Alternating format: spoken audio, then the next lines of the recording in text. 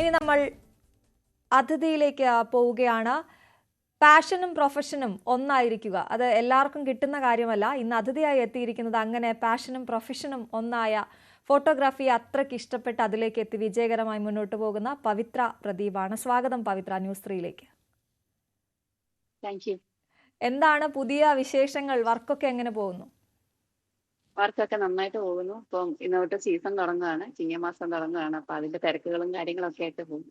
അതെ, ഞാൻ പവിത്രയെ കാണുന്ന പവിത്രയുടെ ഇൻസ്റ്റാ പേജിലൂടെയാണ്. അപ്പോൾ ഒരു വീഡിയോയിലൂടെയാണ് താങ്കളിലേക്ക് എത്തിയത്. അപ്പോൾ അതിൽ കണ്ടതിനപ്പുറം കാര്യങ്ങൾ കൂടുതൽ ചോദിക്കണമെന്നുണ്ടെങ്കിലും എപ്പോഴും ആളുകൾ ചോദിക്കുന്ന ക്ലീശ ചോദ്യത്തിൽ നിന്ന് തന്നെ നമുക്ക് തുടങ്ങാം. എങ്ങനെയാണ് സ്ത്രീകൾ അധികം എത്താത്ത ഈ ഫോട്ടോഗ്രാഫിയിലേക്ക്, അതും വെഡ്ഡിംഗ് ഫോട്ടോഗ്രാഫിയിലേക്ക് എത്തിയത്?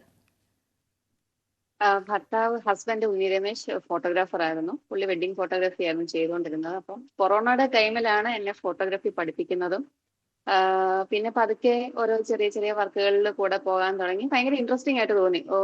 എനിക്കൊന്ന് ഇപ്പൊ ഒരുപാട് പെൺകുട്ടികൾ ഈ ഫീൽഡിലേക്ക് വരുന്നുണ്ട്. വെഡ്ഡിംഗ് ഫോട്ടോഗ്രാഫി ഫീൽഡിലേക്ക് ഒത്തിരി പെൺകുട്ടികൾ വരുന്നുണ്ട്. അങ്ങനെയാണ് പതുക്കെ പതുക്കെ ഈ ഫീൽഡിലേക്ക് പോകുന്നത്. ഇഷ്ടമായിരുന്നു ഫോട്ടോഗ്രാഫി. അതിനു മുൻപ് ഇപ്പൊ എന്തോ ഒരു ജോലി ചെയ്തുകൊണ്ടിരിക്കുകയായിരുന്നല്ലോ, അത് ഉപേക്ഷിച്ചിട്ടാണ് ഇങ്ങോട്ട് വന്നത്. അതെന്തായിരുന്നു?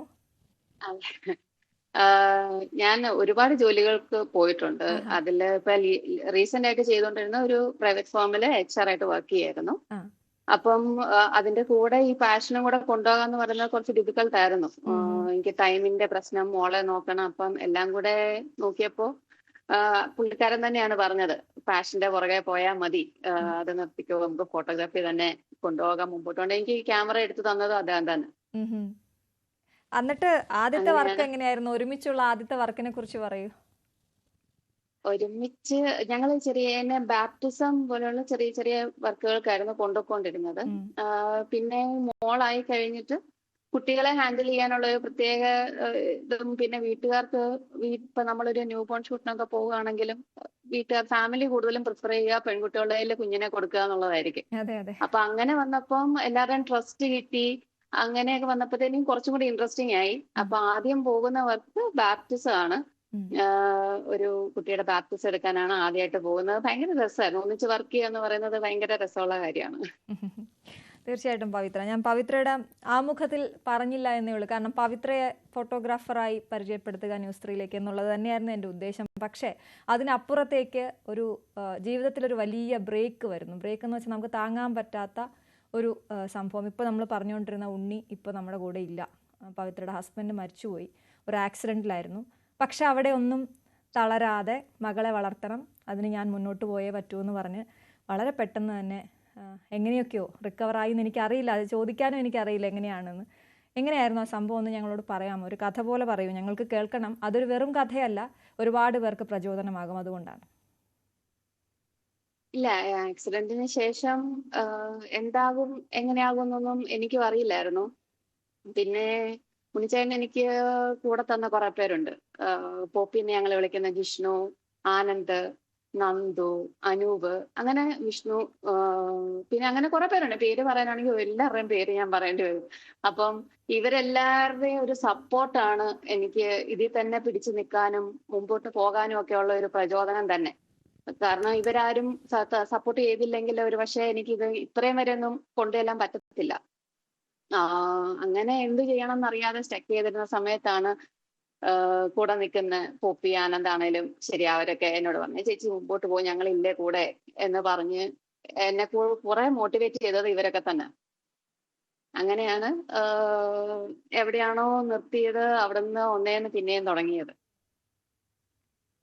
തീർച്ചയായിട്ടും ഞാൻ പറഞ്ഞില്ല, ഒരു ഒറ്റ റീലാണ് താങ്കളിലേക്ക് എൻ്റെ ശ്രദ്ധ ക്ഷണിച്ചത്. കാരണം താങ്കളുടെ ബർത്ത്ഡേക്ക് ഒരു ഫ്രണ്ട് പോസ്റ്റ് ചെയ്തത്, ഇത് ഉണ്ണിയുടെ ഭാര്യ എന്ന് പറഞ്ഞ് പോസ്റ്റ് ചെയ്ത് ആ ഒരു റീലാണ് ഞാൻ കണ്ടത്. പിന്നെ അങ്ങോട്ടേക്ക് ഫോളോ ചെയ്യാൻ തുടങ്ങി.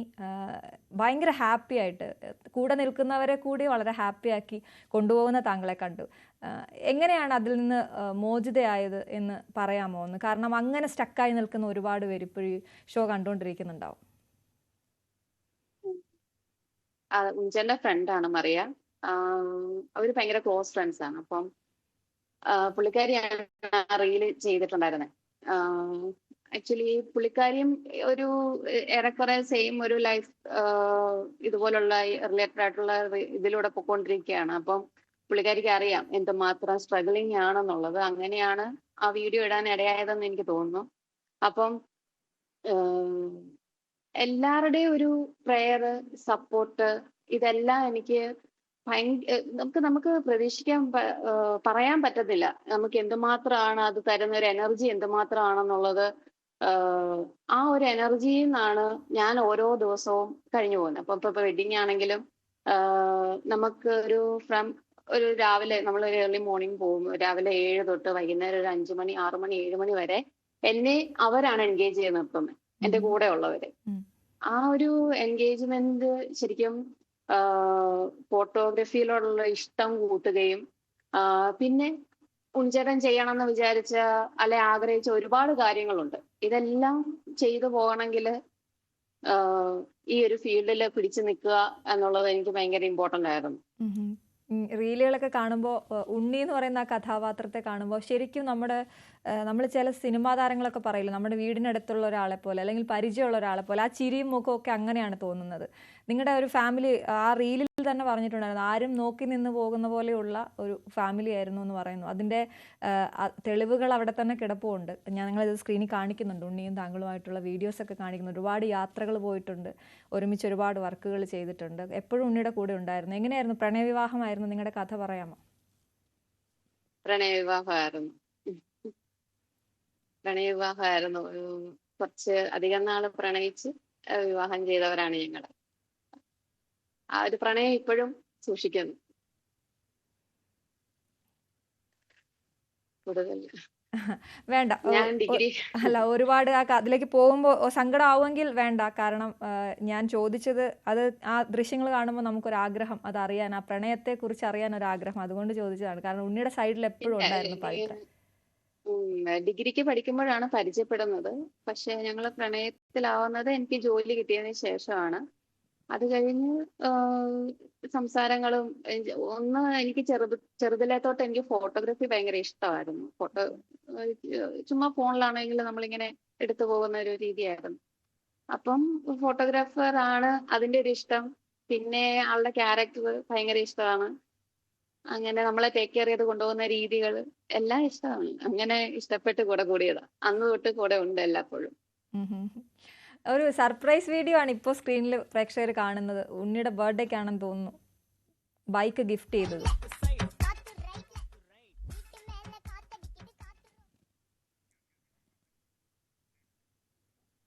പവിത്ര, കേൾക്കാമോ?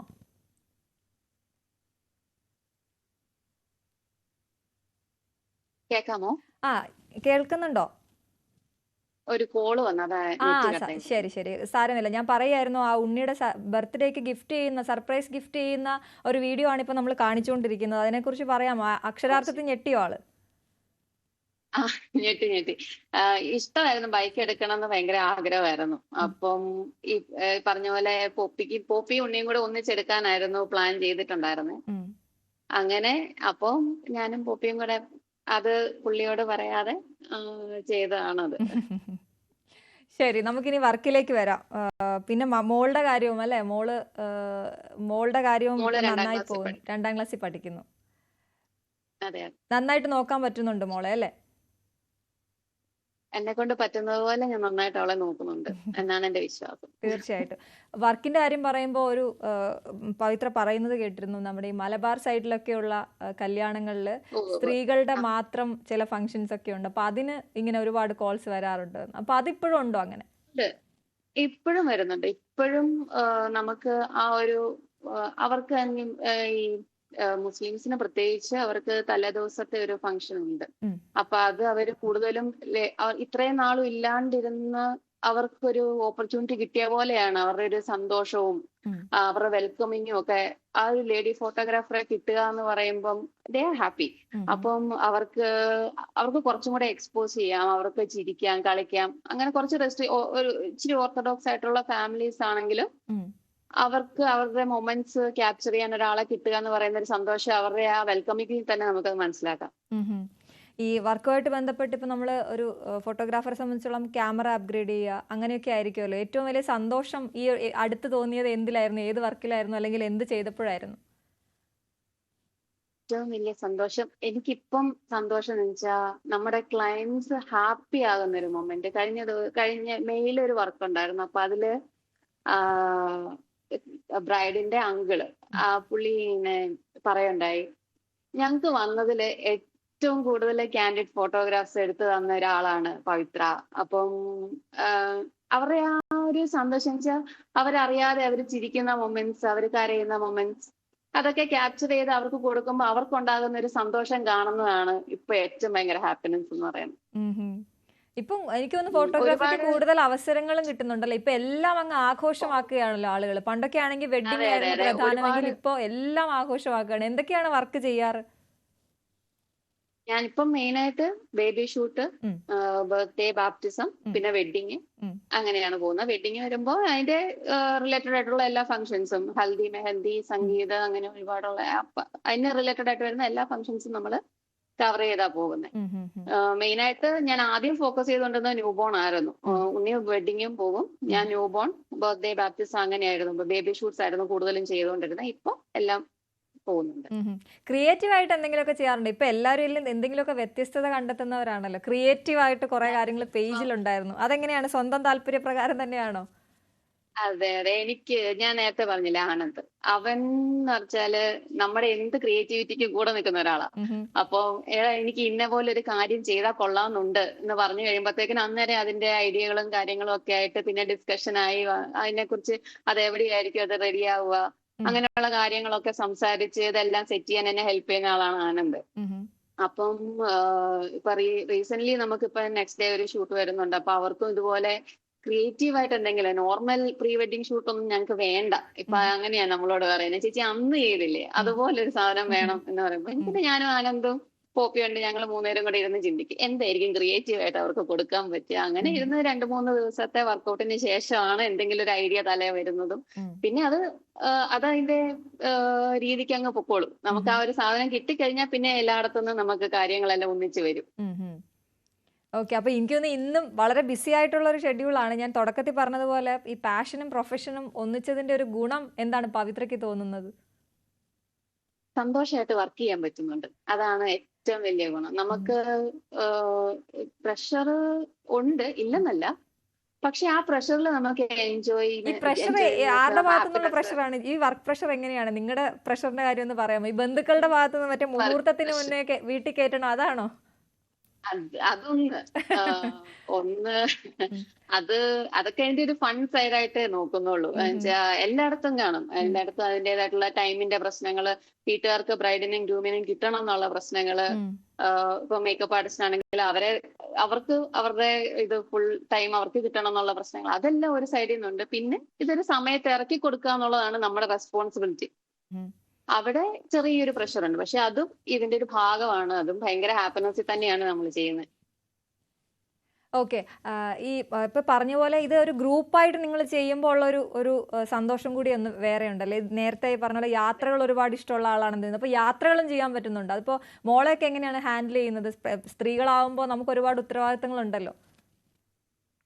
ചേട്ടന്റെ അമ്മയുണ്ട്, ഫുൾ സപ്പോർട്ടായിട്ട് ചേട്ടന്റെ അമ്മയുണ്ട്. ചേട്ടന്റെ അമ്മയാണ് മോളുടെ കാര്യങ്ങള് ഭൂരിഭാഗവും അമ്മ തന്നെയാ നോക്കുന്നത്. അവളുടെ ഫുഡ് ആണെങ്കിലും പഠിത്തം അമ്മയ്ക്ക് അത്ര പറ്റില്ല, അതുകൊണ്ട് അടുത്തൊരു കുട്ടിയുണ്ട്, മോള് നോക്കിക്കോളും പഠിത്തം. വൈകുന്നേരം വന്നു കഴിഞ്ഞാൽ കുറച്ചു നേരം അവളെ ഇരുത്തി പഠിപ്പിക്കുക.